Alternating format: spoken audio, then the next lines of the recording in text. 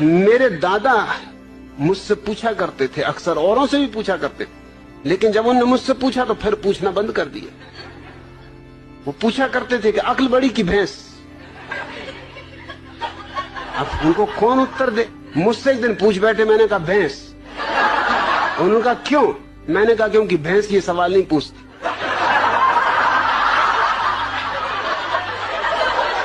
ये खुजली तुम्हारी अक्ल में ही चलती। भैंस तो बिल्कुल परमहंस दशा में।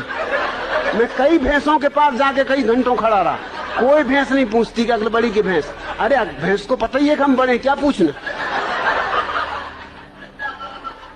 फिर उन्होंने नहीं पूछा। फिर मैं कई दफा उनसे पूछता था कि पूछो ना, अक्ल बड़ी की भैंस। कहते तू चुप रहे। वो मुझे कहीं नहीं ले जाते थे, वो बड़ा सत्संग करते थे, महात्माओं के पास जाते थे। वो जब भी जाए मैं बैठे ही रहता था कि आया मैं भी, कि नहीं तू ले जाने नहीं, तू कुछ ना कुछ उल्टी सीधी बात कह देगा।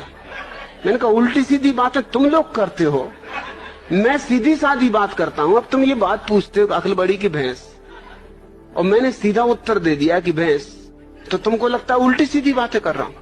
अरे आने तो, मैं भी तुम्हारे महात्मा को जरा दिखाऊंगा। एक दफा मुझे ले गए, सिर्फ एक दफा ले गए।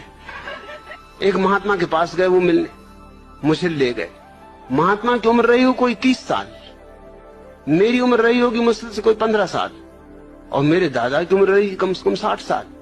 महात्मा ने उनसे कहा आओ बच्चा बैठो।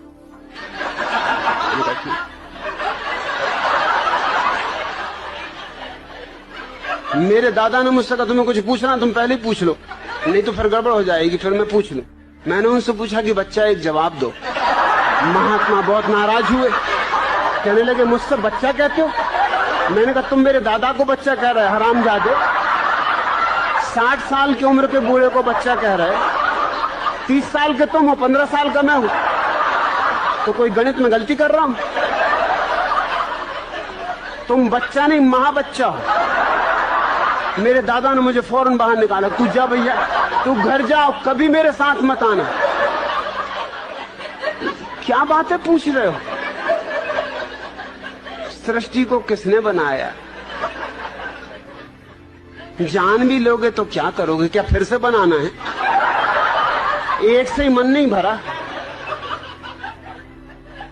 अरे इतना ही जान लो कि अपना अज्ञान कैसे मिटे। ये जानने से नहीं मिटेगा, ध्यान का दिया जला लो, अज्ञान मिट जाता।